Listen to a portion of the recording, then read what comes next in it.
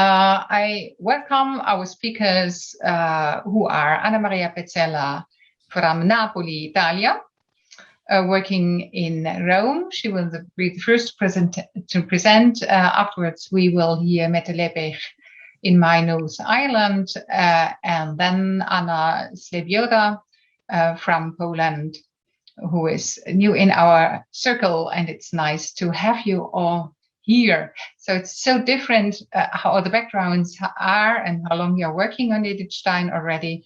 But I like the diversity of the people coming to join us. So our first speaker will be Anna Maria Pezzella. Her paper will be on Stein's Pedagogical Phenomenology and the Education Emergency of Today. Anna Maria Pezzella is a university professor at the Pontificia Universitas Lateranensis, who teaches educational philosophy, pedagogy, and anthropology. She is the president of the AIES, the Italian Association of Edith Stein, and also looks after the Centro Ricerche e Studi Edith Stein a Roma. Her philosophy is focused on the 19th century, including Edith Stein in the beginning of the 20th century, and she wrote a lot of articles and did a lot of translation work on Edith Stein. So we are, very curious what you will present us today. The floor is open for you, Anna Maria. Thank you, Mariéle. Thank you. Good morning and good afternoon, everyone. I'm so glad to participate to this Congress, and I'm so grateful to the organizers who had made so many efforts for the success of this Congress. The topic I am about to deal with will focus on three aspects: the contribution of phenomenology to education, Edith Stein pedagogical vision, and today's educational emergency and the possible responses of phenomenology. The first point. Those who know phenomenology, especially Husserl's, will wonder what the relationship between pedagogy and phenomenology is, since education is not a topic examined by this philosophical current.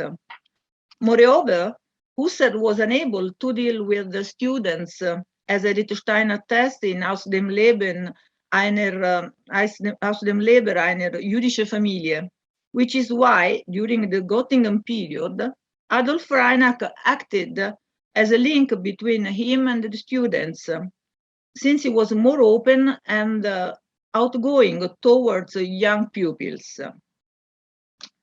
Nevertheless, Husserl phenomenology provides a series of theoretical tools useful for the investigation of educational issue, tools that, if properly applied, can give fruitful results.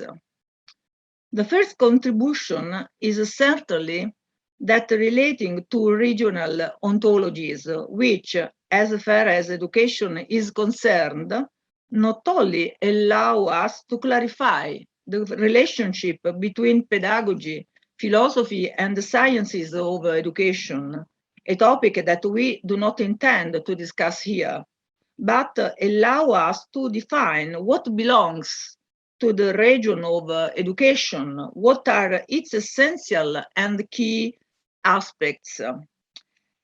And we can say that the relationship belongs to the educational region, a relationship that is inherent in the compound etymology of the term. It comes, in fact, from exducere, draw out, edere, nourish, and educere, guide.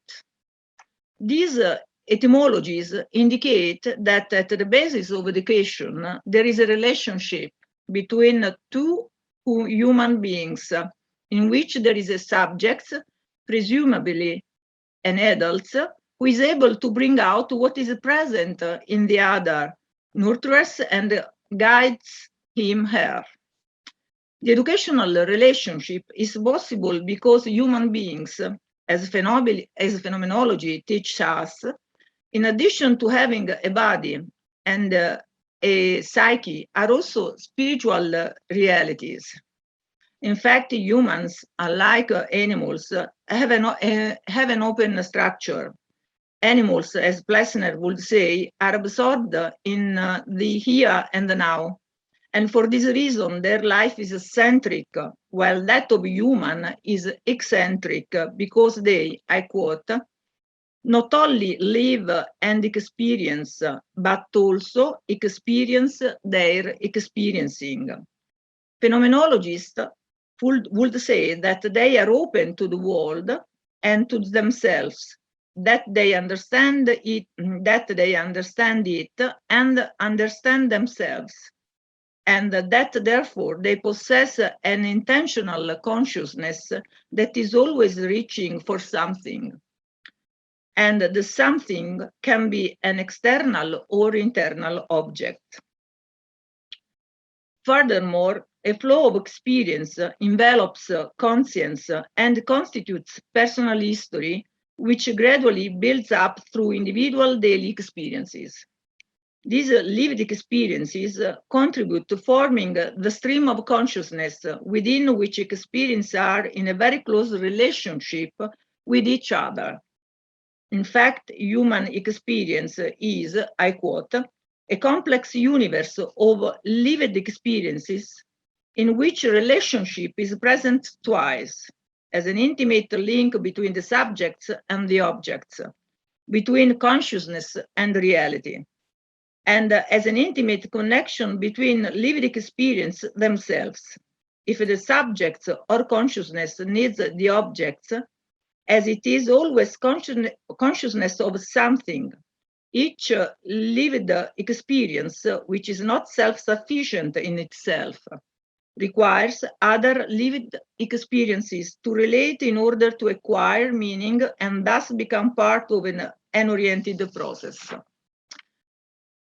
This vision is extremely interesting and useful for education. First of all, phenomenology tells us that one experience is linked to another, that there are both associative and motivational links between them. Therefore, an attitude is the result of a series of past negative or positive experiences that are part of the background of a person. And as we have seen, unlike animals, human beings have the ability to think, to objectify their own experiences, and are able, through a backward journey, to retrace the moment in which they arose. In fact, every action, even those experienced instinctively, has its own origin, springs from a traceable source, which allows to shed light on acts and behaviors that at the first sight may seem meaningless or unreasonable, both for those who live them and for those, the educators, who try to understand them. Husserl explains all this through passive and active genesis. We cannot deepen into this topic, but only make some hints to continue our reasoning. Passivity and activity of consciousness accompany our daily experiences. Such experience can be lived in a passive, thoughtless way, and they can remain so if they are not made active, knowledgeable by thinking. A negative past experience can remain like a boulder in a person's life and can limit their development, but can also become conscious, so there is the possibility that individuals can change the course of their life. At this point, however, we are already at the level of active genesis. Individuals look at themselves and the world in a conscious way. They take control of their own experience, direct it. In other words, the ego at this point has a constitutive and productive function. It follows from what has been expressed expressed so far quickly that the subject has an active role in his or her own education, but also the contribution of educators is absolutely not to be underestimated, because they, I quote, relate the negative behaviors highlighted by the subjects with his or her experiences or with his or her vision of the world, and consequently makes him or her carry out new experiences that suggest an autonomous resistment of his or her life, motivating him or her towards the construction of a different vision of the world, from which a different behavior can then almost spontaneously, although not automatically, arise that does not necessarily have to correspond to that of educators or that desired by the educators and the society that they actually represent. Phenomenology also offers indication regarding the attitude that educators must adopt toward pupils. Teacher must approach student in the most neutral way possible.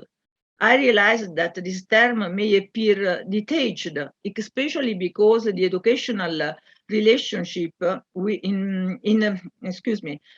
realize that this term may appear detached, especially because in the educational relationship, we are dealing with the youngest.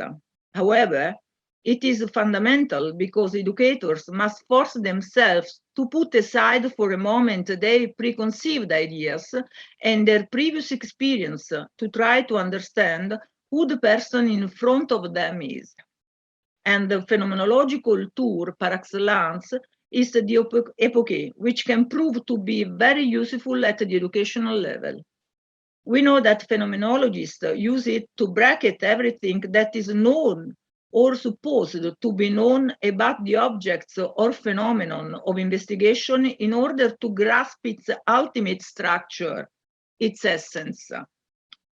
Nobody denies that it is a stressful experience. For this reason, Husserl compared the phenomenological experience to a real religious conversion, to a radical change of attitude, because human beings are the results of their own experiences, which often cannot be excluded. However, they must not be annulled or nullified, but only put aside just enough to understand who those in front of you are, what their character and their needs are. In this way, it is possible to avoid looking at each other through one's own interpretative filters or projecting one's expectation.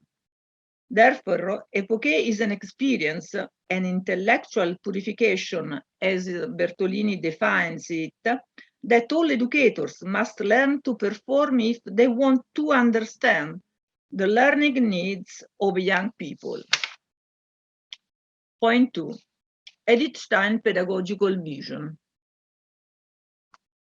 If, on the one hand, Husserl does not deal with the issue of education, Edith Stein, his students, reflects on this topic also because in her life she had various teaching experiences, and experiences represented for her the matter from which to start thinking.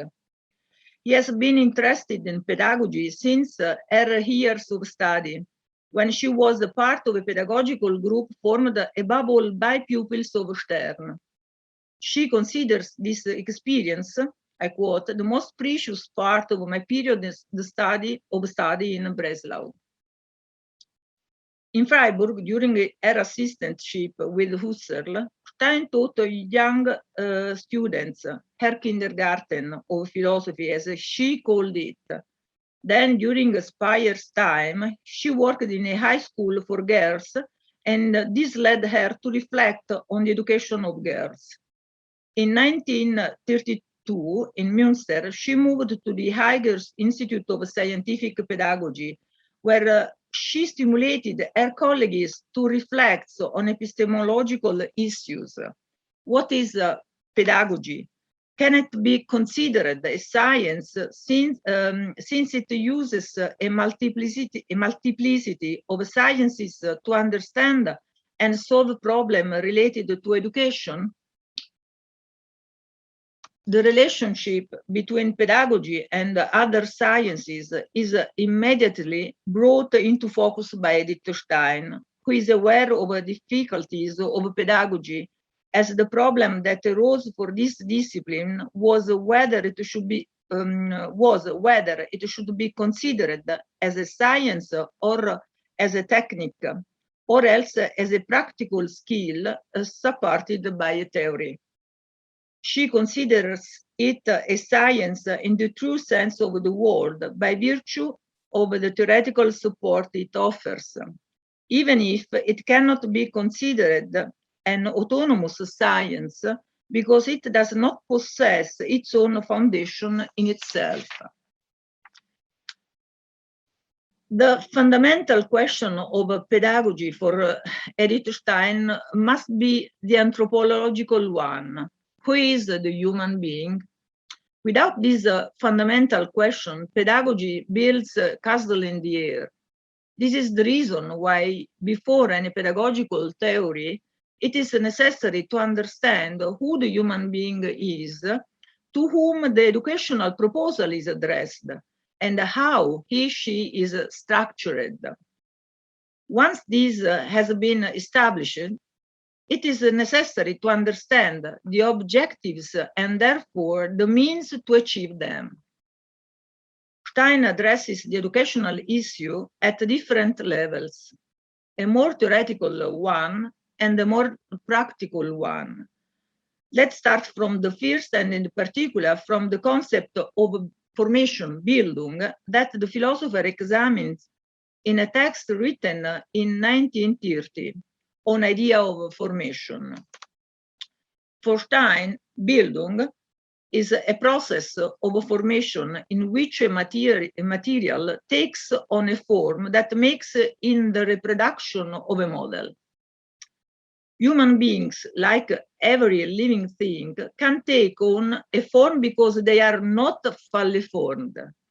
If they were, there should be no need for education. They are made up of partially formed matter because only God has to do with the matter that is totally devoid of form, raw material, as scholasticism calls it. But what does it mean for Edith Stein that the human being is already, although not completely formed matter? What does this mean from an educational point of view? It means that it is not possible to choose the material to give form to my idea because the educator already finds the material, the individual in front of him, her.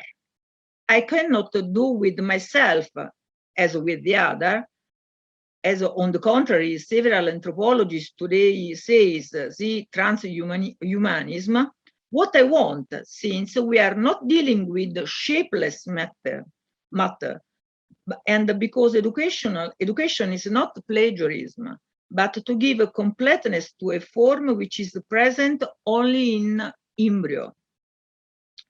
The term matter used by Stein is a bit harsh and no longer reflects our sensitivity. She uses a language borrowed from medieval philosophy to say that human being is born with the psychic and bodily abilities to give a shape to. But we will talk about this shortly.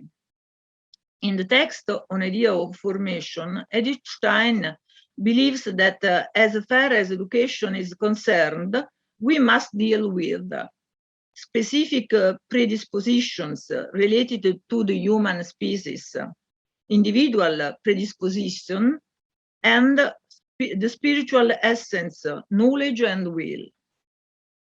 In each of us, as belonging to the human species, there are general characteristics that unite us. We have a body, a psyche, a soul, a spirit, an ego, and acts of conscience that constitute the flow of experience, etc. And the soul also has something universal, although it is always individual. The philosopher writes on these subjects. The soul grows together with, I quote, the soul grows together with what is already given to it by nature, and this is at the same time something universal, a human soul in general, and something individual, a particular way of being that belongs to the single soul. These two elements should not be thought of as two separate components, but as an indivisible unity realiter. No soul can exist except in an individual form. In Potency and Act, Edith Stein speaks of a soul of the soul, Seele der Seele, which belongs to the individual and to no one else, and which she also calls nucleus, a concept which she borrows from Simmel, but which was already present in Romanticism and in particular in Schleiermacher. This identical nucleus, I quote, is found in all its possible evolutionary processes and in the outcomes of development determined by external relationship, and defines the scope of these possibilities. Since any whatsoever evolutionary process is not possible for a person, their essence or nucleus sets limits to their ability to change. Therefore, the human being is born with skills that must be developed, and the development is up to the subjects. In fact, in Stein's vision, human beings have the direction of themselves in their hands. They can educate themselves because they are master of themselves, free person capable of resisting and the stimulus-reaction combination. She believes that the ego, as free, can and must educate itself. That is, the ego with its spiritual activity can and must give form to the self, which is not something shapeless, but it is a set of potentiality that must be realized through the work of the self.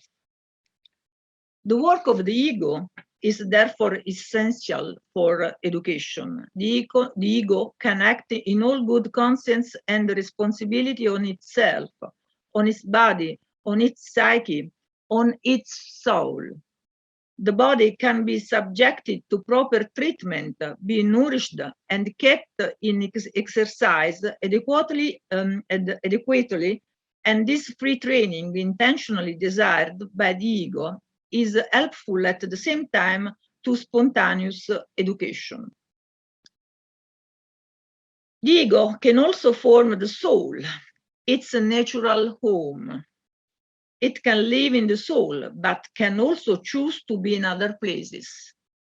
It depends on its freedom, and it is the place where it is from time to time that matters for the configuration of the soul. Those who live merely on the surface do not have the deepest layers. In that case, they are present, but they are not actualized as they could or should be. The development of the soul and the depth of its spiritual environment proceeded in parallel. The organ that opens up to the spiritual world is the intellect, which can be both active and passive.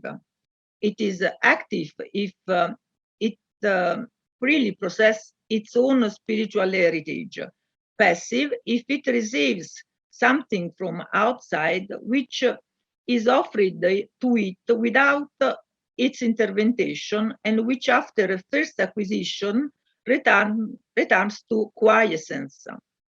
However, the will also participates in the activity of the intellect because, in a certain way, I quote, it depends on us if how and we want to make our intellect work, and consequently to what extent we expand our spiritual world.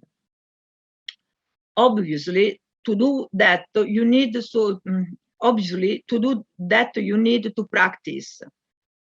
The senses must be exercised, as well as the sphere of feelings and the will itself. However, this self-education is possible within the limits set by nature itself, because where the necessary gift of nature is lacking, little will be achieved with the practice. Certainly, it's the person who freely choose to go down into the depth of themselves and to educate themselves. However, beyond the limits set by nature, they must learn to do it. This requires the presence of educators. They obviously have the responsibility because they have to bring materials to the objects of their educational activity. These materials shall be as appropriate as possible and shall be offered in such a way that they can be received in the most useful way possible. But if they then will be truly absorbed, this no longer depends on human educators, because Stein writes, pole planted, Apollo irrigated, God allows the process of growing. But what is the attitude that educators must have? First of all, educators must meet young persons. They must understand them in their uniqueness. It is necessary to use not only theories, because on the one hand, educators deal with human beings who may have typical traits in them, the shy one, the anxious, the neurotic, etc. And this can be of help, but on the other, a person cannot be totally understood starting from the type that they impart or even totally embody. In fact, Stein writes, the type cannot be grasped exactly in a mathematical way, and its examples do not correspond to it as a printed reproduction of stereotypes, but embody it in a more or less pure way. Even the purest embodiment is not only a specimen of a type, but it is a manifestation in an individual characterization. In the event that the educators navigates its way, so to say, between the person in the front of him, her, and a general scheme, there will be a dangerous interruption of unity of the pedagogical act, because the young person wants to be taken in consideration as this individual, because she is this human being with her unrepeatable individuality and not a type of specimen. The educator's attitude would be a reason to escape his gaze and his influence. Furthermore, for Stein, educators must have a clear vision of the world and of the human subjects that are at the basis of their action to make their intervention more effective and adequate. She is convinced that every theory of human education is combined with a particular vision of man and the world. But it can also happen that someone carries out educational work without having developed a metaphysics and without a specific view of the human being. This does not mean that there is no cosmological and anthropological conception at the basis of their action. Moving from their action, it is possible to understand what vision of the world they share. And although they may not be fully aware of it, this idea will influence their educational interventions. The first and the last goal of educators for Stein is that human beings entrusted to them become real human beings and learn to become authentically themselves. This goal can be achieved if educators have a clear vision and a true judgment as to what the aim of education is, as regards authentic humanity and authentic individuality, which is the way they must harmonize their models of human beings that carry with them as an unavoidable baggage of individuality of the young people they have to deal with. Stein makes a very strong criticism of the education of her time, arguing that not only following Freud, too much importance is given to drives, but that both parents and teachers are more willing to understand than to operate. I quote, "I see," she writes, "that a first consequence in enormously increased esteem of instinct compared to the past. Taking this into account has become obvious for young people and often for their educators as well. And taking it into account means, in a large part, satisfying it and rejecting the fight against it because it is considered senseless, harmful rebellion against nature. A second consequence of psychoanalysis, I see that in parents and educators, the task of guiding and educating has become secondary to the commitment to understanding. When psychoanalysis is used as a means of understanding, and this frequently happens today, not only on the part of the educator, but also on the part of the young person towards the educators, there is a great risk of cutting off the living link between a soul and the other, which is a necessary condition for any pedagogical action and also for any true understanding." End quote. Stein addresses not only theoretical issues, but also very practical topics such as teaching. Teaching for her means becoming knowledge mediators, and this means making students learn through judgment, clear ideas, and the right concept, and secondly, forming their intellect so that they are able to autonomously acquire right concepts, clear ideas, and true judgments. Clarity and truth, as here explained, must be the goal of teaching. This goal can only be achieved if teachers themselves have clear ideas and true judgment and are able to form them independently. In addition, teachers must identify the real and authentic skills of individual pupils. They will have to pay attention to individual skills. They have to help little personality to develop in a conscious way. Only in this way will they know their own possibilities and abilities and how to actualize them in the community. Only in this way will adults be formed, only in this way will adults be formed who are aware of the rule they will have and of the communities in which they will enter. Third point. Today's educational emergency and the possible responses of phenomenology. We live in a difficult time.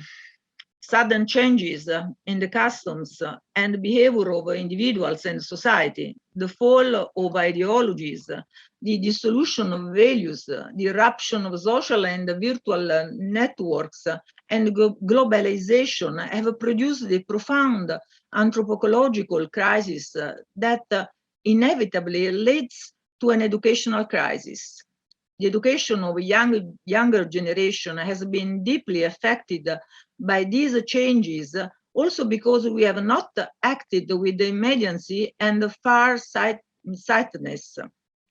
Furthermore, the growing well-being, especially in Western societies, has led to think that the education of the person can be carried out by filling the void left by values with material things. On the contrary, we have discovered at our expense that the younger generation cannot be left without values. The adults educators who have always been entrusted with the task of education have neither managed to transmit values nor to instill hope, which is the substance of the ultimate foundation of our existence, and which allows us to create the dream of the future, Maria Zambrano would say. For this reason, we have young people who are more and more confused, vulnerable, without any life plans and without any future prospects. And we still don't help them. In fact, we send them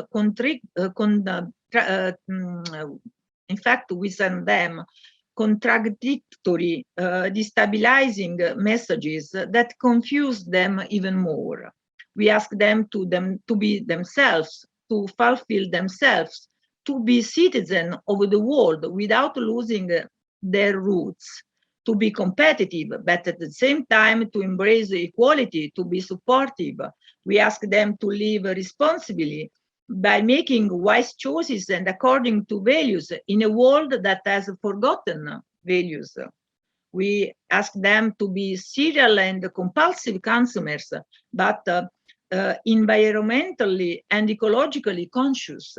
In this situation, getting disoriented is easy because alongside the difficulties linked to growth, there is the weight of requests, often excessive, which discourages if there are no adults able to help them understand their world and the path to follow. And as if that weren't enough, training is only thought as a professional training. We have neglected the education of the person, that Bildung, formation, of which Stein speaks to us.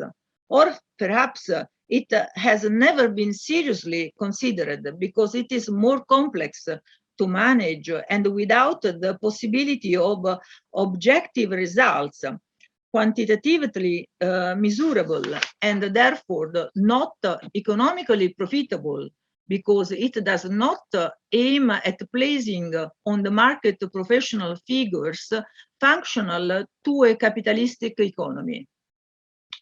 Educational cannot concern the professional field. We cannot think of training doctors, engineers, economists, teachers, managers, etc., without simultaneously educating men and women who are aware and responsible for themselves and for those entrusted to them. Aiming at the formation of the person means promoting knowledge of oneself, of one's abilities and one's limits. Only in this way will young people be able to make more informed and satisfying choices that will have positive repercussions also on the communities. And we know that social community is another key topic of Edith Stein. Like individuals in a community has a great the community has a great responsibility towards individuals and their fulfillment too.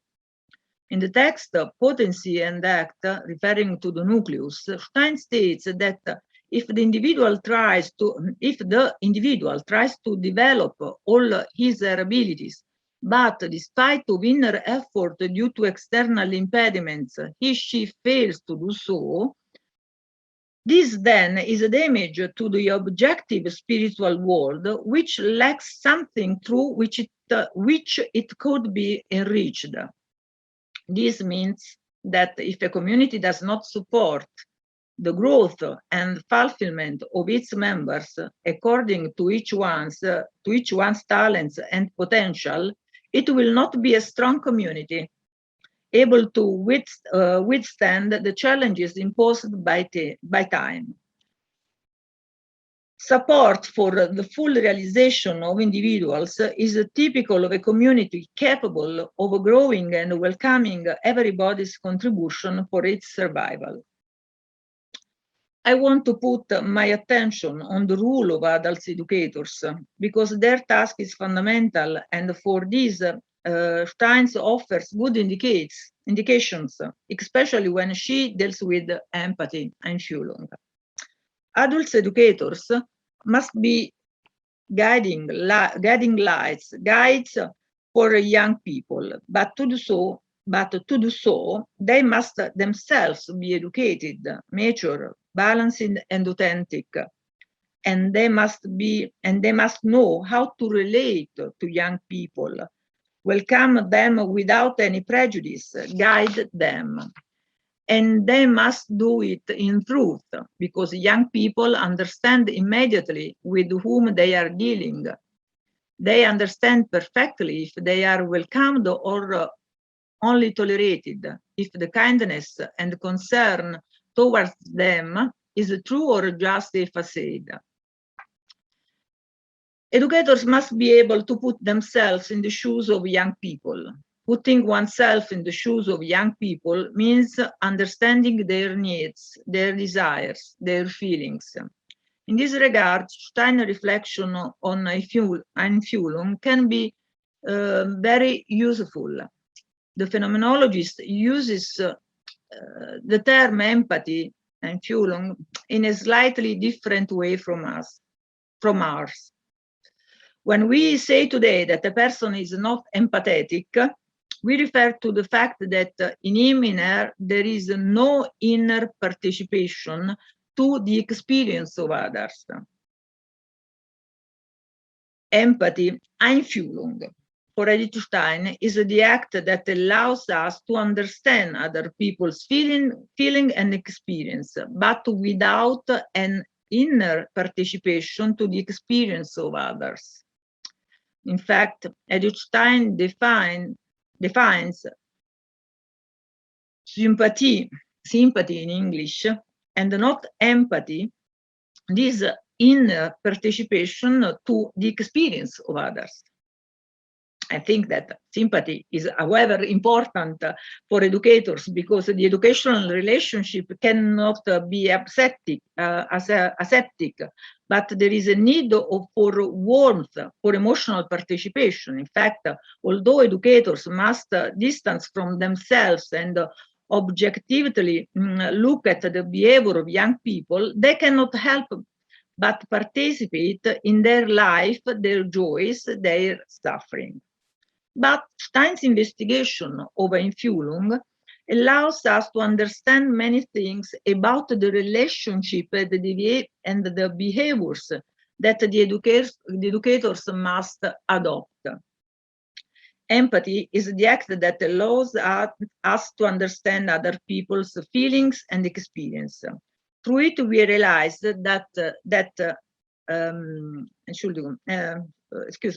through it, we realize what we other is experiencing. A friend of mine, Stein writes, comes to me and tells me that he has lost his brother, and I realize what his pain is. What is this realizing? I am not interested, says Stein, in understanding what his pain is based on, or what I deduce it from. Not even in what ways do I arrive at this realizing, but what is in itself. This is what I would like to know. Stein's is an essential phenomenological analysis. She defines empathy as a sui generis experience because it is both original and non-original. Originality consists in my realizing the experience of others.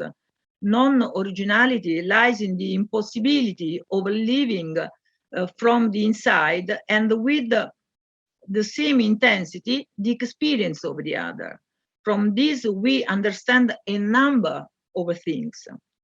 One, the others is different from me, and there is no possibility of total identification, and I must be respectful of their individuality. This does not mean that young people should not be guided or gradually brought to autonomy, but it means for educator not to replace them, not to exchange their desires with theirs, not to read their experiences through their own, not to project their expectation on theirs. 2, empathy creates substantial mutuality within the educational relationship. In fact, not only must educators be able to exercise it, but they must also allow young people to immediately activate this instrument that allows them to come into contact not only with educators, but also with others in general. And the educator and an educational relationship built on this basis becomes truly fruitful for both. Third point, the Einfühlung. And the Einfühlung teaches us that the experience of oneself passes through that of the others. That many experiences not lived in the first person become accessible thanks to those of others. For example, some experiences told by my dearest friend and never lived by me make me ask myself many questions. How would I have behaved if I had been in her shoes? What would I have thought? What I would have said? In this way, I discover aspects of myself that I did not know before. Therefore, educators should teach young people that relationship with peers and others are essential, because the other is always a resource for them, for their own inner growth.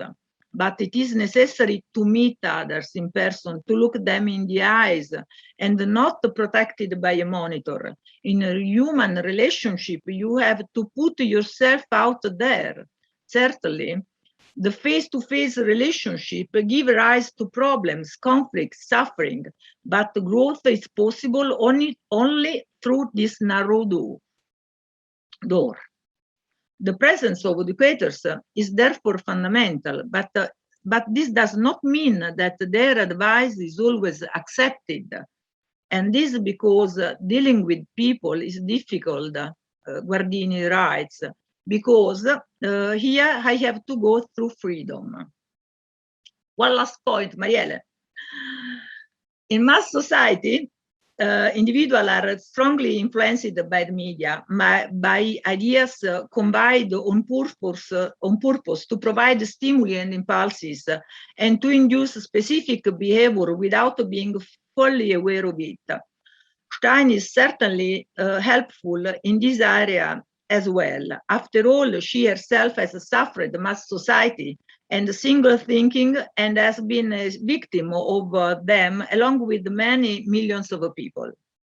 Stein examined the issue of psychic contagion by referring expressly to Simmel. Contagion occurs when one is coached by the drives, feelings, or ideas of others, and makes them one's own without there being a personal reflection, a spiritual activity.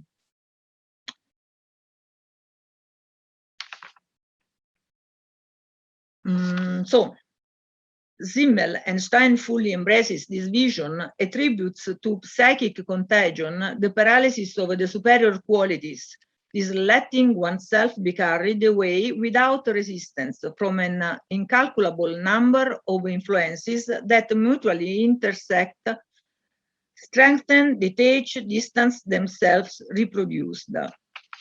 So,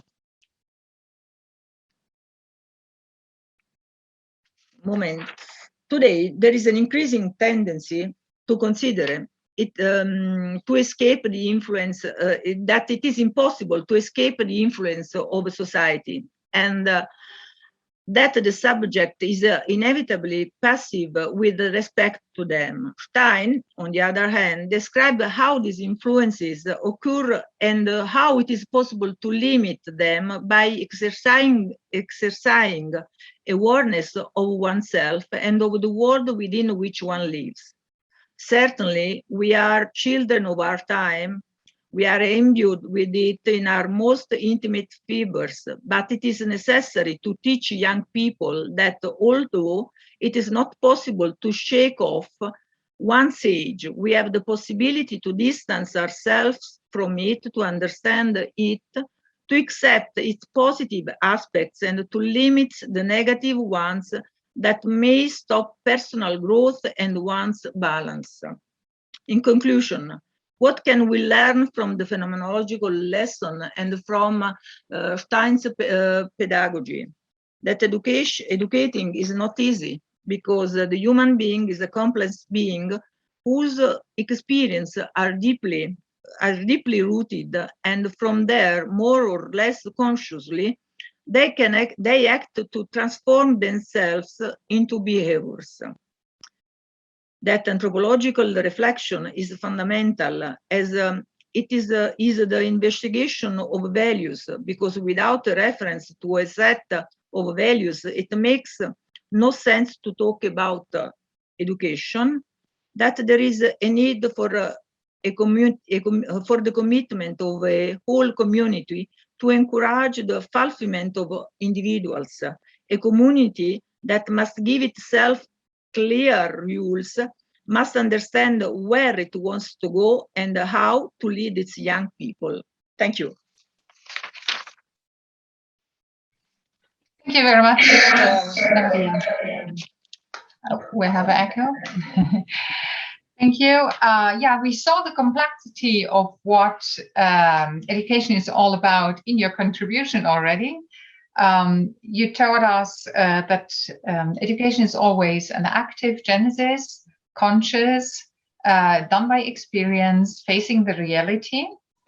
The attitude of epoche of the phenomenology towards the individuality is something I estimate is very important in this context, as the material given is the person, the individual person, who should be trained to self-education, but also developed in the education by a good attitude of the educator. This is mainly empathy, which is informed by sympathy, which gives the young human being the experience of his or her dignity in this context. This can also overcome the anthropological crisis, which we see in our times, and another crisis you named a little bit in passing by is the crisis of not meeting each other face to face, which would be crucial for education and also for the co-educators, which are not only the educators who learn from the young people as well, but also the peers. So thank you very much for this complex contribution on education in the vision of Edith Stein. I've got 3 questions here at the very moment. The first is from Cecilia Giudice. Is it possible for Stein that the identical nucleus is not developed? Does she, on the other hand, conceive the possibility of its full development, plenitude? Thank you. Allora, the question of nucleus in Edith Stein is a very complex question, because we have many possibilities in our nucleus. Yes, and we have to realize these possibilities, these capabilities that we have in this Seele der Seele. Can we develop all these possibilities? I don't know. Perhaps the saint, perhaps, but I don't know if we can to realize all possibilities that which we have inside. Which I think that it's very difficult, because we have a lot of possibility, and we must. I don't know if we can realize all these possibility. Mm-hmm. I think that's very complex reality. Yeah, it's very complex. Yeah.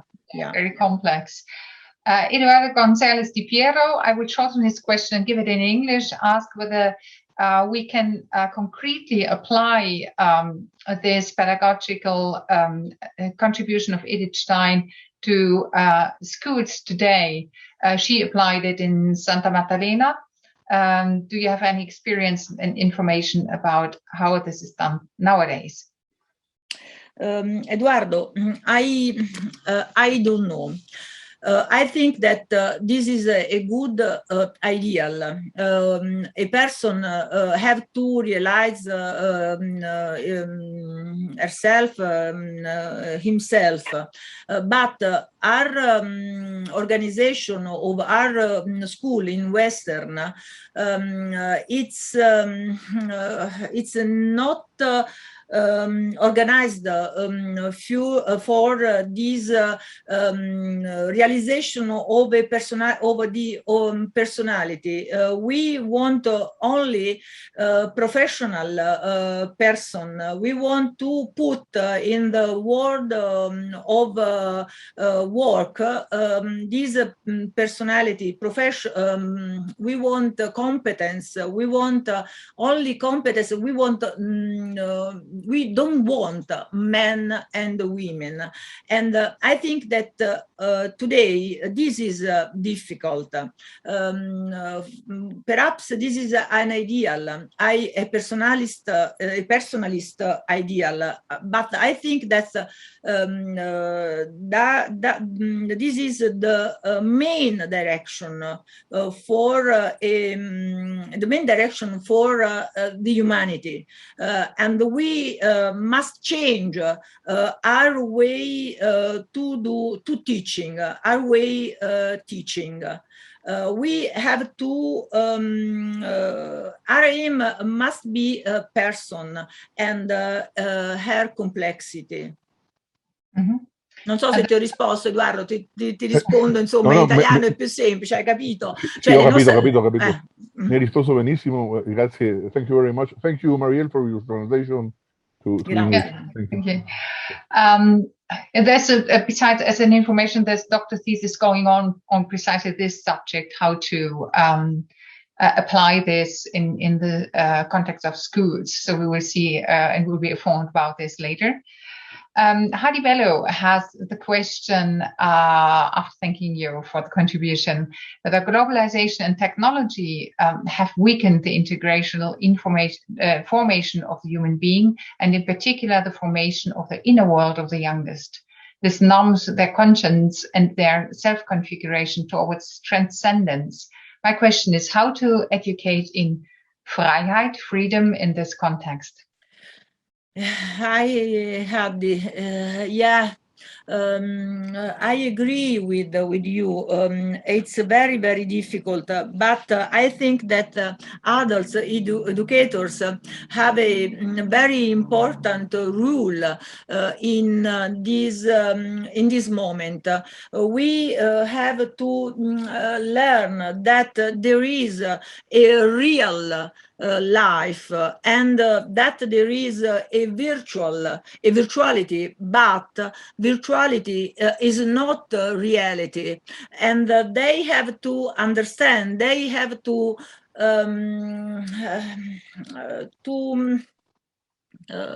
comprendere, to understand this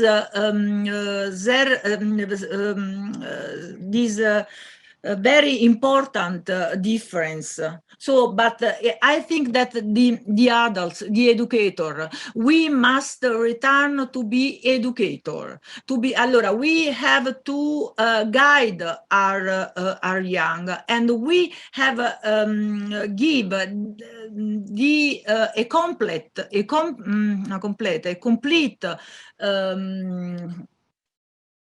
wissen, completo, un sapere completo. Knowledge. Knowledge.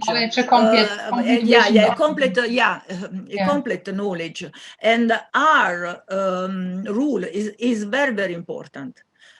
All we know, we must learn, and we must learn from educators. So the educator must give the good direction. So. Yeah, you talked about the educated educators. Educated, Will be educated. A wonderful image for that, which helps us to understand what we can go through. And the educated educators, they give freedom, so they are able to educate that way that you develop to the person you are. You know. Yeah. I think this was a wonderful remark about that. Yeah. Angela Arasbello is the next in my list. She thanks for your presentation and agrees with your regarding the interpretation of entropathy. I continue. I should like to ask you, what do you think about the so-called permanent education? That is the education which is necessary along our life. We are always students, are we not? As Educado di Filippo said, gli esami non finiscono mai. So we have always to educate ourselves to reach information. I agree with Angela Alice Bello. It is important a permanent education. We must learn always. We must learn every day for all our life, but we must be honest with us. I must know that I haven't the all knowledge, that my life is during my life I can learn jeden Tag, every day. Each day. Yeah. Every day, yes. Yeah. Thank you. Yeah, that's true. I think this is also true for this former called educated educator. The last question I've got from Genevieve Frank, after thanking for a paper, she would like to know whether you see a relation between Edith Stein's phenomenology and the human person and transhumanism, as well as their different consequences for pedagogy. If you have a concluding remark on this, which opens. So, between the phenomenology of the human person, transhumanism. So the transhumanism. I think that Edith Stein pedagogy is a pedagogy that consider person and its limit, but with his freedom. I have a body, I have a soul, and I have a time in which I have to live. And this is a philosophy of limit, a creatural philosophy. Transhumanism is on the other, is very different. With the transhumanism issue, I will to go al di là, beyond the human limits. And I think that Edith Stein,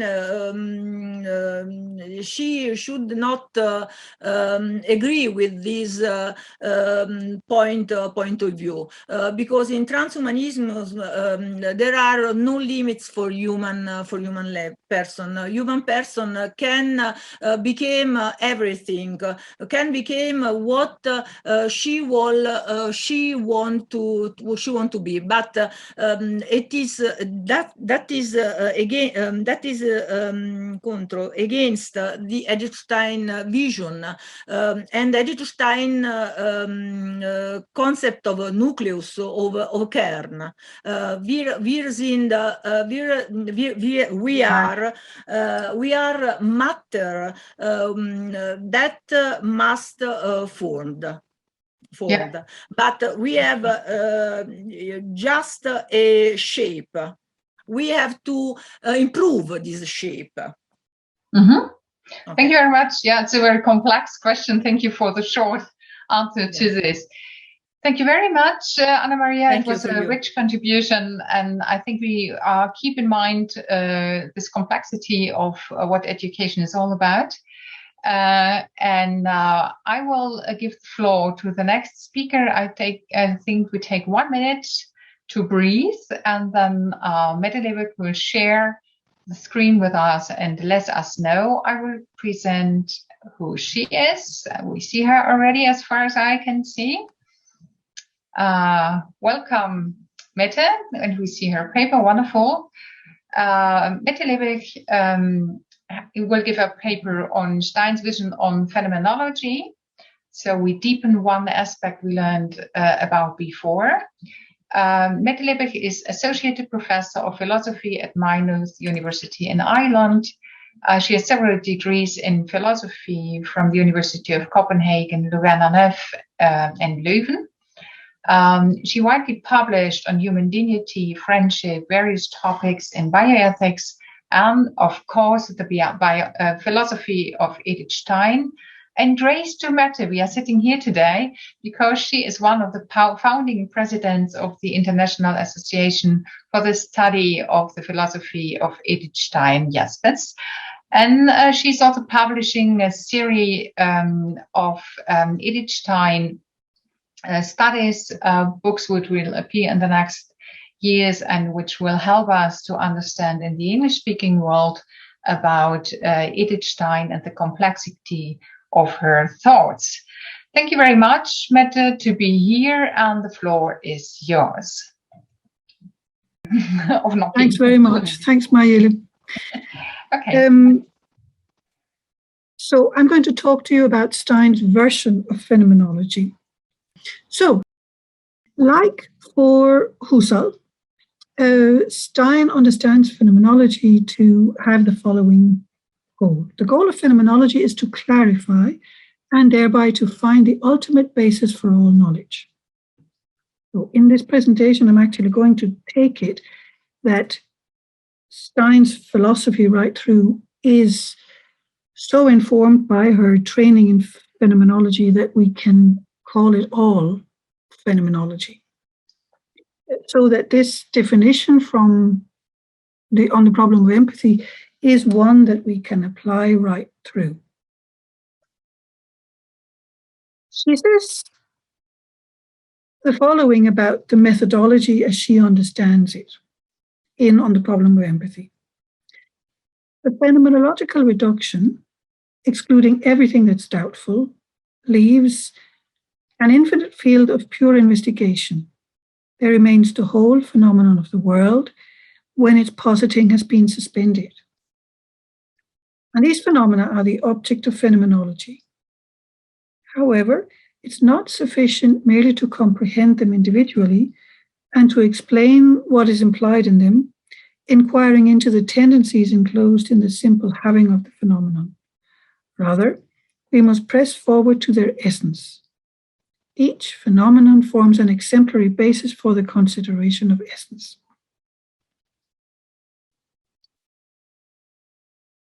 So, for her methodology, in many ways, there's very little difference with that of Husserl. However,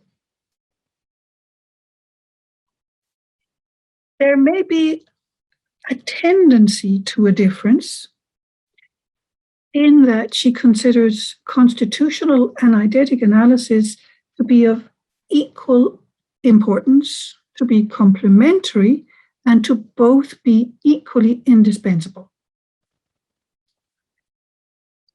Often it is said that there is a kind of that she forms a middle ground between the realist phenomenologists and the idealist phenomenologists, such that you would have people like Reinach and Konrad Martius on the one side, and Husserl from the Freiburg years on the other side. But I'm not sure. I think that is the completely accurate painting of the picture. I would rather say it in the following way. It is true that Reinach and Konrad Martius have a pronounced emphasis on eidetic analysis. But they also both understand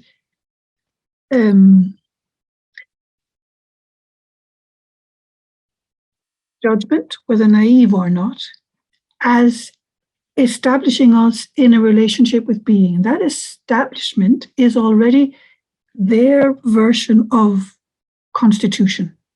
So they also have that understanding of experience being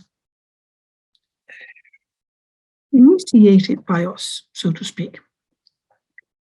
Paul, on the other hand, remains interested in eidetics right through to his final years, and he will use the term and the methodology all the way right through.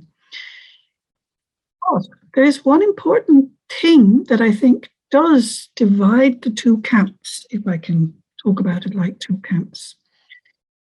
So, rejects in letters Konrad Matthäus's eidetic description of reality as she proposes it in zur Ontologie und Erscheinungslehre der realen Außenwelt and Realontologie, both of which are published in his yearbook. So he doesn't reject them more than actually publishing them in his yearbook, but he says to her, and I think it seems to have affected her quite a lot, that he thinks she is moving outside of phenomenology, full stop. Obviously, she's moving outside phenomenology as Husserl understands it, but not as Stein understands it. So there's no question that Stein, in contrast with Husserl, accepts both of these pieces of phenomenology as contributions to phenomenology, a phenomenology, namely, of our experience of reality. So she accepts these together with the understanding of being as the correlate of the act of judgment, found in Reinach, Konrad Matthäus, and as a characteristic of Dasein in Heidegger. So this understanding of judgment, or the naivety, faith inherent in the natural attitude, or otherwise attitude, whatever attitude you have, which you find translated into Dasein's being in the world in Heidegger, has presuppositions in both Reinach and Konrad Matthäus, or at least it has a similar structure in those. Whether Heidegger or not has been inspired by them is unclear to me. But what is characteristic of Stein is that she accepts from the outset in her phenomenology Konrad Matthäus's phenomenology of reality, in contrast with Husserl. She also, in contrast with Husserl, mainstreams Scheler's investigation of value and valuation as motivating judgment, while aligning these methodologically with her phenomenology of clarification, such that personality explains worldview, and the acceptance of grace, our experience of being and of the meaning of being. And here, taking Freiheit und Gnade, freedom and grace, as part of her early phenomenological works, it seems to me that she is in fact describing phenomenologically grace. And providing an eidetic analysis of religion, which she understands as relating to the offer of grace.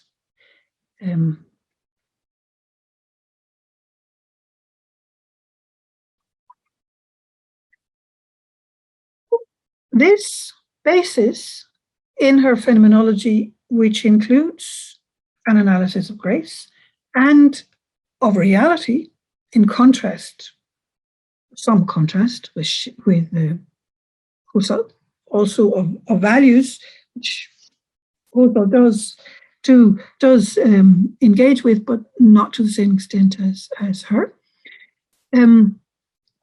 she importantly sees the analysis of empathy, also in contrast with Husserl, to allow for constitutional analysis of the social construction, as well as of the psychophysical individual. And these two things are really what characterizes her phenomenology specifically. And you won't find that accentuation in Husserl to the same extent. That means that the how, the who, and the why of the social construction of the world can be mapped, inclusive of the contribution of animals and of humans as animals, as well as God and angels for those who believe in them, to the constitution of the socially constructed world. This means that Husserl's concept of the life world thus preemptively receives clarification in a way he seems to be able to understand only as anticipation. In fact, when Husserl reads Stein's dissertation on the problem of empathy, he deliberates about but declines to publish it alongside ideas in the Jahrbuch because he has the impression that it anticipates much from ideas too. And you'll find that in Life in a Jewish Family. This prompts Stein to propose herself as his assistant, and offer Husserl gladly accepts. So what we see here is Stein herself reaching out to use this as an opportunity to have her own thought involved with his, if I can put it like that. In fact, the deal of her becoming his assistant involves a preparation of the manuscript of what was published by Mariéle Bemel, with the addenda by Husserl as Husserl's ideas too. A new edition prepared by Jack von Farah is to appear as Husserliana 4 and 5, thus replacing the previous edition. It contains, instead of Stein's elaboration, the 3-part sketches Stein had at her disposal, clearly written by Husserl himself, as well as thematical elaboration and the afterword to my ideas, also clearly penned by Husserl.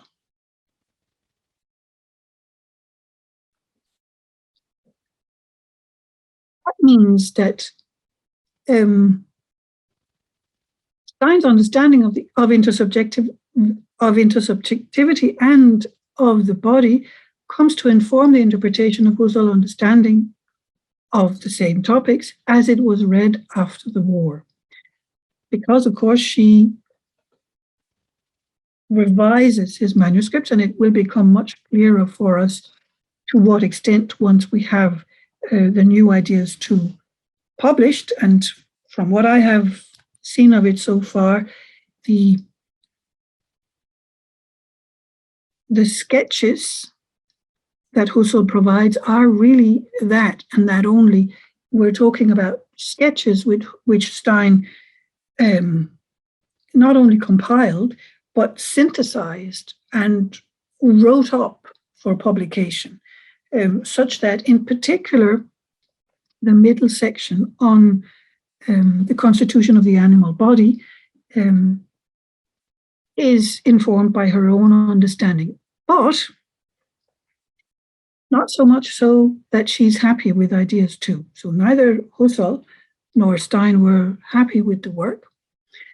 And that's, of course, because there are two opposite directions at work in that work. We can see Husserl's direction going in the opposite direction to that of Stein's from the fact that he will not recognize a proper object for the science of psychology. For example, in The Crisis of the European Sciences and Transcendental Phenomenology, where he claims that psychology really is transcendental phenomenology. Something Stein would not admit, because in her contributions to the phenomenological foundation of psychology and the humanities, she argues precisely that there is a proper object of psychology, and that it's different from that of the humanities. Psychic causality deals with the constitution of the psyche from acts in which life power manifests, the psyche being the proper object studied by psychology, and individual and community deals with the differentiated constitution of community dependent on different means of sharing life power in mass association of community. Stein's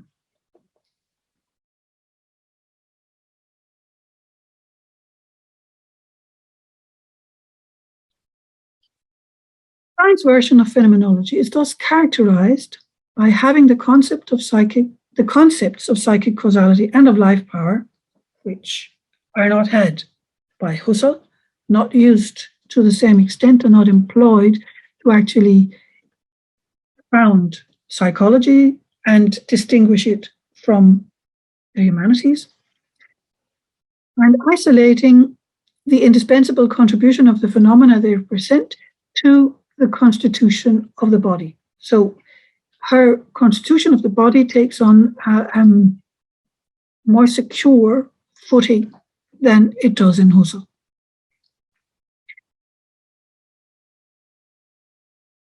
Her version of phenomenology is also consequently characterized by an enabled constitutional analysis of human beings as psychophysical individuals, as well as spiritual persons motivated by values. Finally, it's also characterized by a consequent openness to our relationships and the formation of community being characterized by both aspects, that is, both by us being psychophysical individuals as well as being spiritual persons.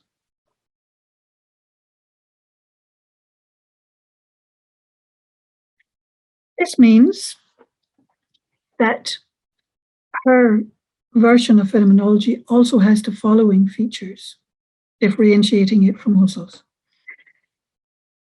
The body is one locus in relation to which empathy is experienced, but it is not indispensable for it. Purely spiritual persons are in fact imaginable. That is not something Husserl is open to, it seems, at least to my knowledge. Habits, whether personal and communal, are hybrid phenomena, having a spiritual chosen dimension as well as a psychophysical enabling life power channeling dimension. Although they may explain the formation of the we, these habits, as they do for Husserl, why they form is still in need of explanation. So, habits do not explain why we form the communities we do. They're not final clarity, as Stein would see it, whereas Husserl seems to say so in his later work, Genetic Phenomenology. It also means, in Stein's version, that choice may commit my psychophysical individual to something at odds with my spiritual commitment, and thus estrange the soul from the spirit. And sentient contagion may condition value response and community formation without my personal acceptance of it. If Stein's analysis of empathy, the constitution of the body, and of intersubjective experience is correct,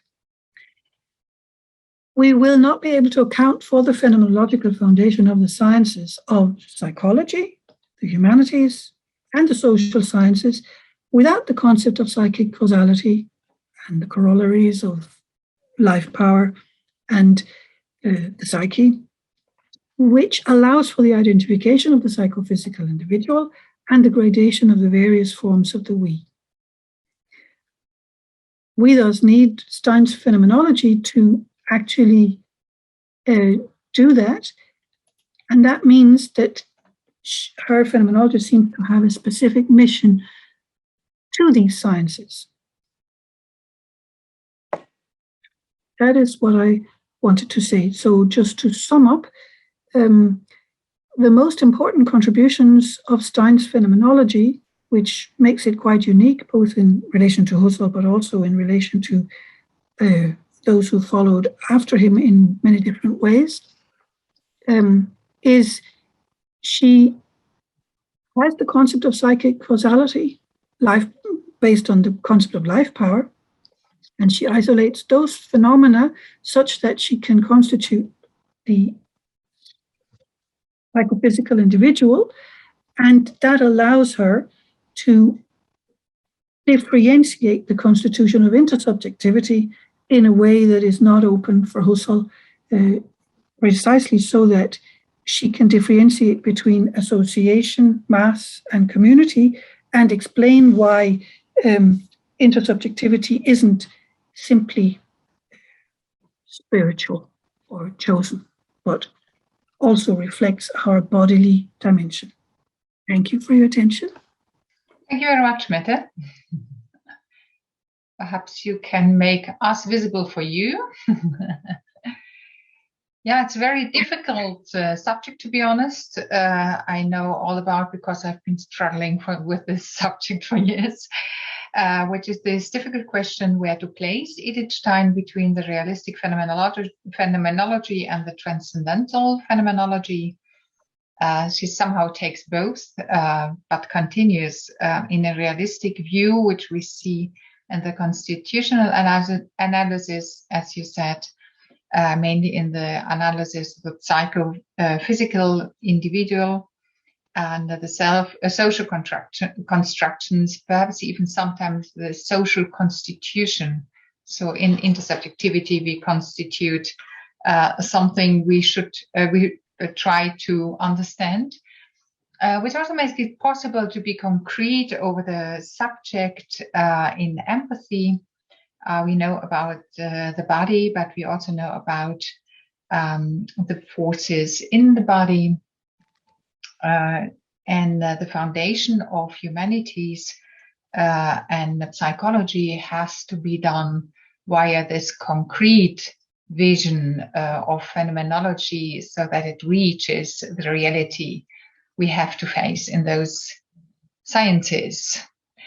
I have got till now, if I can open it. No, there are no questions and answers at the very moment.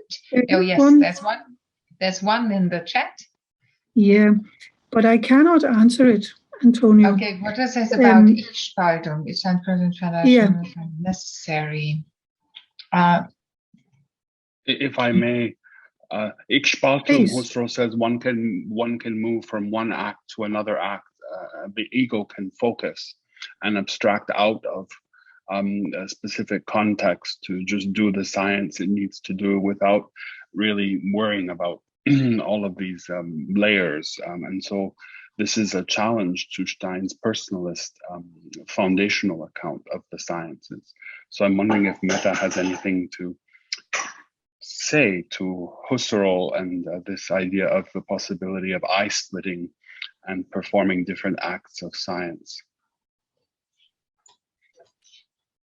Well, as I said, Tony, I don't know, because I don't actually know what Husserl says about Ich-Spaltung. If you could send me some references, I would be glad, because what you're raising may be important for me for understanding what Husserl is. Whether this might be, if I understand you correct, you are saying this may actually be a response to Stein? Yes, yeah, it's a methodological difference, and it's important. Yeah, if you look in the Cartesian meditations, Mette, Husserl gives an example of eye splitting at the beginning and towards the middle, of how one in consciousness can move from distinct acts of consciousness and supposedly by implication different fields of phenomenological analysis. Maybe it has something to do with this I and the me, that I am in contact with myself, not only as the point of reference, but also as the being in the world. This is what Edith Stein would say. Of course, I can split my life into small pieces, but nevertheless I stay a continuous I in all acts, I would say. But it's a difficult subject. I have one other question left. Sorry, if I can go back to Tony. But Tony, I'm just wondering how that could not compromise Husserl's own understanding of the I and therefore methodology on the one hand, and on the other, whether it does mean anything in relation to the concept of psychic causality. It doesn't allow him to get that concept, does it? No. So what you this would all work within the transcendental, right? So a transcendental I that is pure, right? That is capable of splitting from its other constitutive layers, albeit temporarily, in order to access specific fields of knowledge and so on. So Husserl wants that purity of science. Yeah. I'm not sure Stein will accept the transcendental Husserlian. Well, I think she does, but they may not understand the same thing about it. Yeah, sure. I think that is one of the problems. The problem is a little bit running out of time if I don't have the time to put in the other question. Perhaps you find another place to deepen the discussion about that. I have a question which is about the lived experience. Apart from this lived experience, does the psychophysical nature of the individual, the forces and the potential, differ from each individual human? Yes. Oh, that's it. Well, I just make sure I have understood. Yes, it does. It's different, yeah, I would say, yeah. Mm. Yeah. I don't know whether that's an option. Since I asked that question, Mette, how does it differ? What? How does it differ? That is, what are the elements that would differentiate it, that the I and its full dimensionality, why would one I be different from another I? Well, Stein understands also because of Conrad Martius, but also because of Reinach, but also because of Husserl, everything to have its own essence.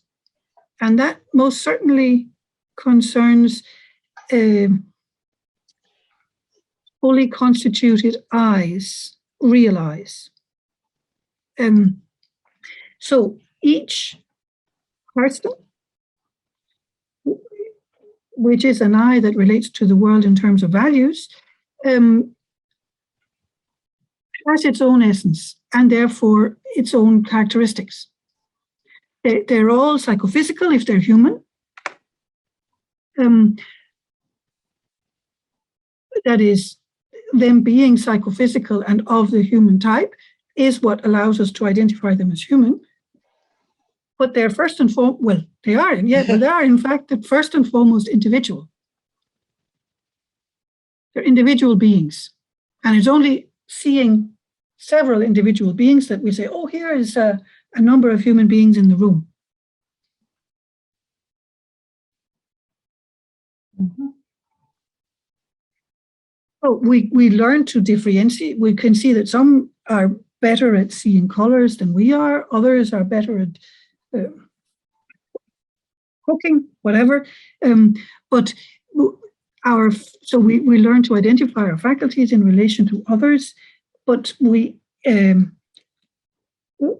are individual. If I can put it like that, before we belong to the human race, we are individual. Also, because we're persons. In other words, we're very individual, but we are necessarily individual before we have a type.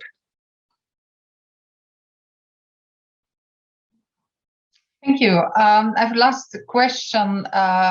It's the question whether we can give another name to Edith Stein's phenomenology, which differs from realistic phenomenology or transcendental phenomenology. As far as I know, she gave the name identical phenomenology in the Beiträge of GVC herself. So this not identical, not totally clear whether she sticks to that. I don't remember if you're right, Mariéle, that she gives them in the contributions to the JVC, then that would be a title that she would find helpful to say or give to Thomists, which would make a lot of sense because it would be a title that they would not immediately know what to do with unless they understood what she understood by essence, and that would bring them out of where they are towards where she would want to explain something new to them. So that makes a lot of sense if it's there that she uses that designation. She's trapped in precisely to get the difference to the transcendental phenomenology, which was discussed in GVC. And then she said that she would call her phenomenology identical, which means I stick to the essence, though I go with a concrete realization in the world as well. So some things like that are over there.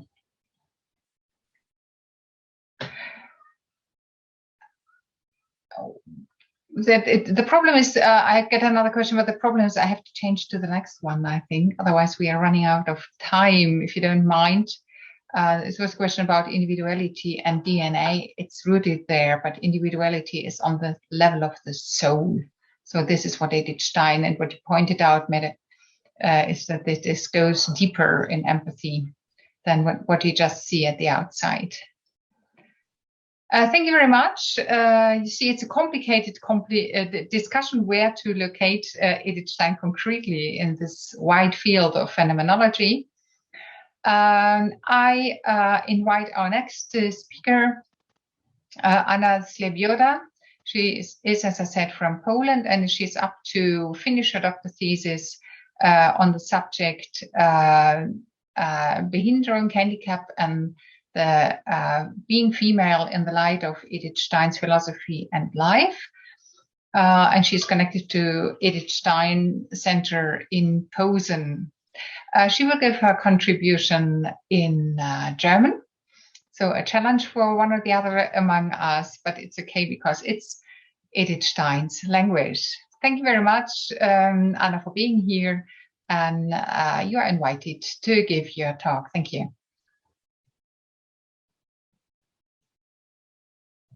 You have to unmute yourself, perhaps. Thank you. Yes. Thank you for possibility to be here. So I will introduce my presentation in German because I write my thesis in German, and it was a bit lighter for me to speak German. Maybe first I will explain this connection between disability and femininity and Edith Stein. It comes from personal experience. I have disability, I am a woman, and I am, so to say, soul-oriented. So I created a soul-oriented model of disability. But now to my presentation. Zuerst möchte ich diese Begriffe, also Berufung und Behinderung, vorstellen und ein bisschen zusammenstellen. Wenn man über Behinderung denkt, dann denkt man über irgendwelche Aufgabe zu erfüllen. Und eigentlich ist das recht, aber Berufung hat hat außer theologischen Aspekt, also diese Aufgabe, also psychologischen und soziologischen Aspekt. Der psychologische Aspekt beruht darauf, dass der Mensch ist irgendwie imstande, diese Aufgabe zu erfüllen. Und der soziologische Aspekt ist sozusagen eine Antwort der Gesellschaft auf diese Berufung und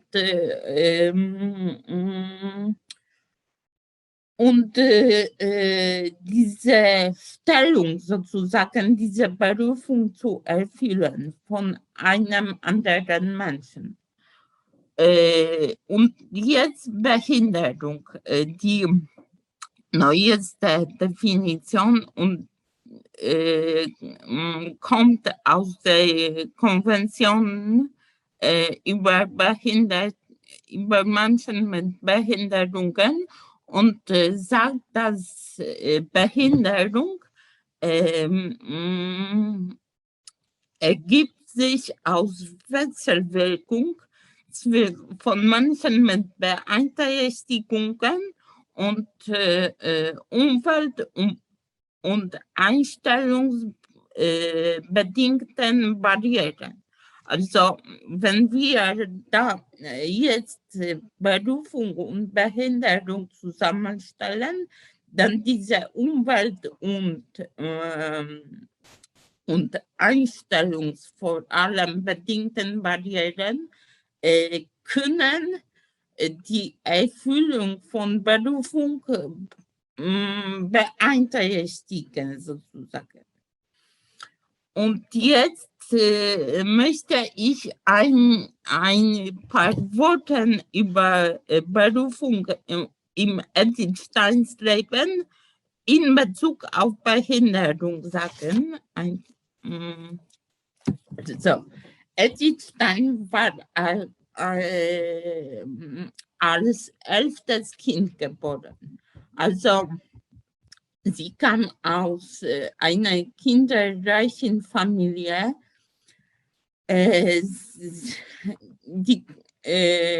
Was zeugt uns, dass die Suche nach der Identität könnte erschwert sein. Dasselbe gilt für Behinderung. Behinderung und die menschliche Wahrnehmung können diese Identitätssuche erschweren. Dann Edith Steins Mutter war eine steingläubige Jüdin, also sie hatte andere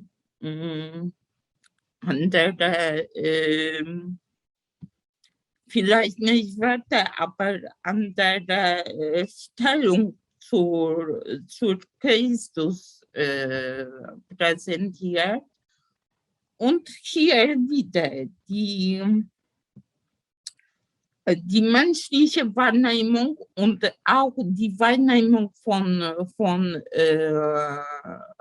den Eltern, von den behinderten Menschen unterscheidet sich von der Selbstwahrnehmung von behinderten Menschen und hat Folgen, wenn es um Berufung dann geht.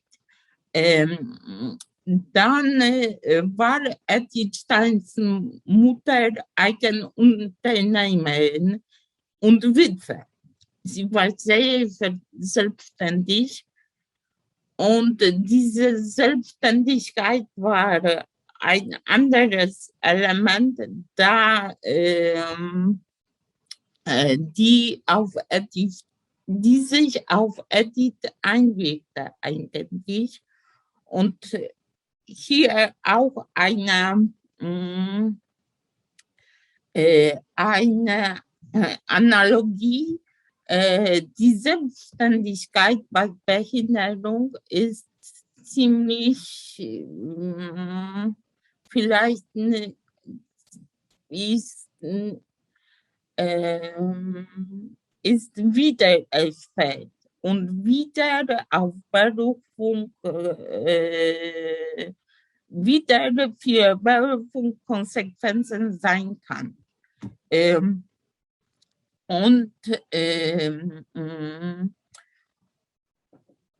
Andere Elemente, das ist Kreuz. Das Treffen mit dem Kreuz, in Edith Steins Leben war bei reiner Tod und man sagt, dass Behinderung auch zum Kreuz wird. Die Frage ist, ob wirklich ob wirklich Behinderung zum Kreuz wird oder die Wahrnehmung von Menschen zu diesem Kreuz eigentlich wird. Und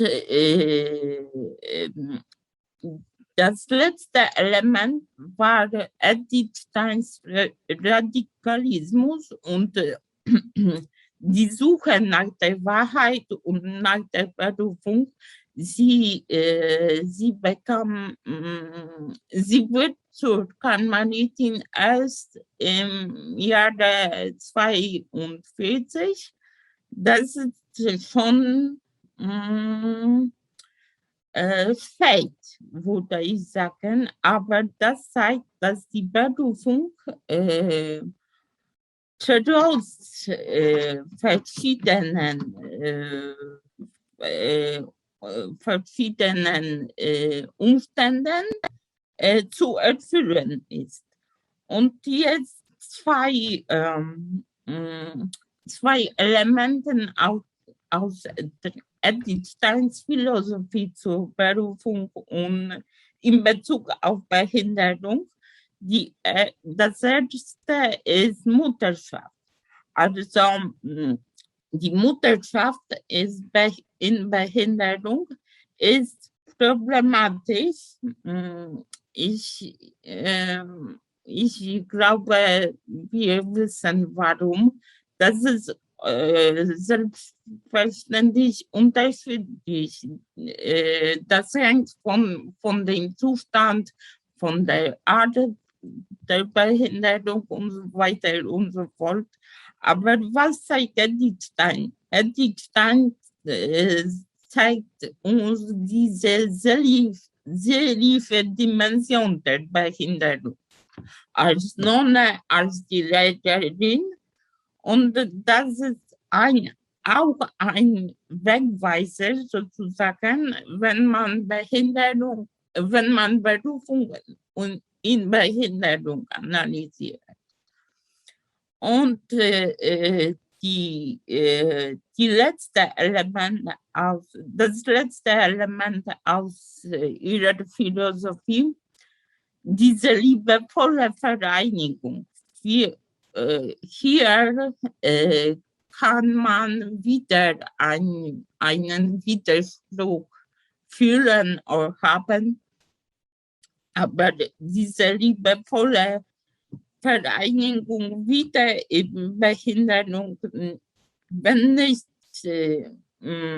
wortwörtlich möglich ist, also in einer liebesvollen Beziehung, dann ist es ist immer möglich und nötig eigentlich, wenn man über Gott denkt. Also in meiner Präsentation wollte ich zeigen, dass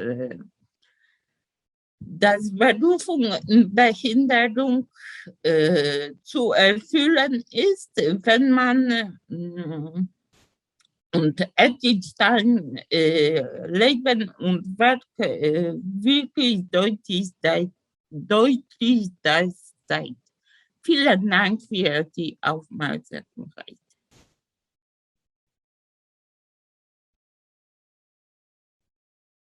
Okay, thank you very much. So we learned both a lot, and it gave us new insights, I think, new possibilities to look at Edith Stein's work from your point of view. If I give a short summary, I saw that handicap could be seen as a task psychologically or sociologically, because it makes a difference how others look at me and my handicap. So the others play a role, but also my inner call. What is my vocation? What I could do. As Edith Stein had perhaps to struggle with her identity as the 11th child of a big family, handicapped people may struggle with their identity. Her mother was different in her belief and was different in the way how she managed her life.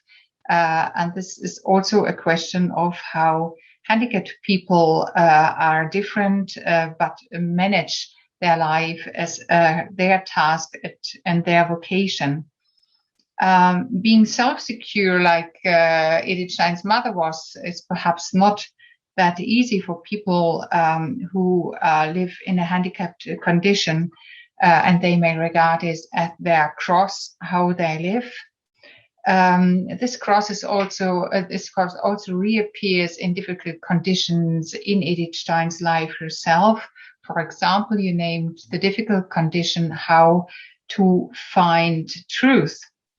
And finally, you mentioned the motherhood, which is a complex reality, and the unification in love, which we can all experience and which has a very specific form depending on a handicap and also depending on the way how we are men and women.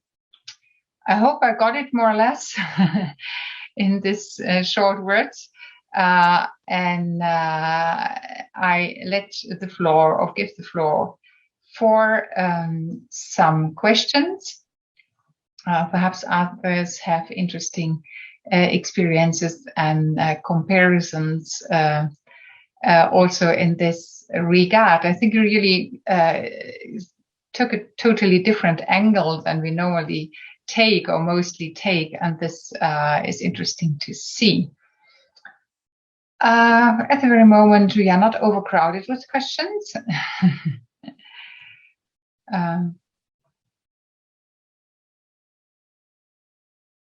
And yeah, it seemed that it was more or less clear what you said.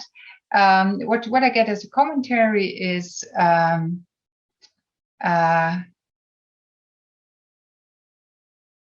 that we can have help. The question is how to help, for example. And I think that the help regarding the complexity of the human person can be as complex as it is for others, depending on which level help is needed. The essence, perhaps, of a handicap, this would be an interesting point also to regard in phenomenology. Don't you think so? Yes, I think according to help, how we can help, the best question is being, actually, to be next to the person. Yeah. It's so easy, isn't it, to be with the other person as a person, as the essence is not attacked by the handicap.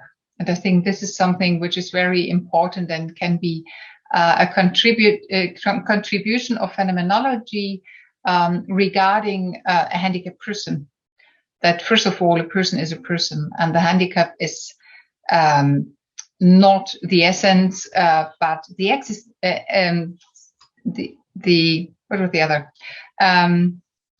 accident. So something which also belongs to the person, but not to the essence of the human being. The essence of the human being is the same. Yes, and to go further, on the other hand, disability does not determine me, but somehow decides about my my choices, my life. So it has, to some extent, an influence. Yeah, it has an influence, but not on the level of the essence of the human being. And that is wonderful to state. I think that this is the richness of phenomenology, to show us that some levels are never touched, and this is what the essence is all about. The essence stays the essence. Mette Lebech lets us know that it's perhaps makes sense to think about this transhumanism question, which also involves a kind of normative thinking. And the normative thinking can be complicated in this regard, because if you create a norm beyond the human being, we can never obey and fit in this norm, can't we? Yeah, exactly. It is to fit to the norm in the case of disability is complicated. Is actually not möglich. Not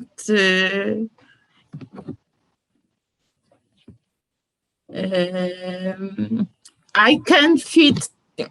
Actually, I think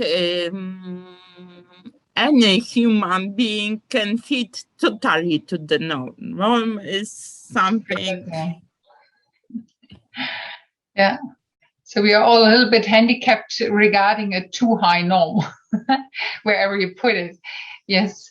And one last question, and those who definitely need a break are free to take it now, and the others take it after this wonderful question, because this is a question about motherhood.